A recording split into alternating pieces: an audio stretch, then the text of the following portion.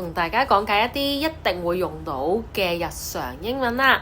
咁我哋咧，如果遇到一啲好耐都冇見嘅朋友，想邀請佢哋咧一齊出嚟去飲餐茶、食個飯咁樣啦，咁你可以就咁問佢 Shall we catch up over lunch? Shall we catch up over tea? 或者 Shall we catch up over coffee 咁樣啦，即係嘅意思即係話，不如我哋飲杯咖啡 catch up 下啦，不如我哋去飲餐茶 catch up 下啦，不如我哋食個 lunch catch up 下啦。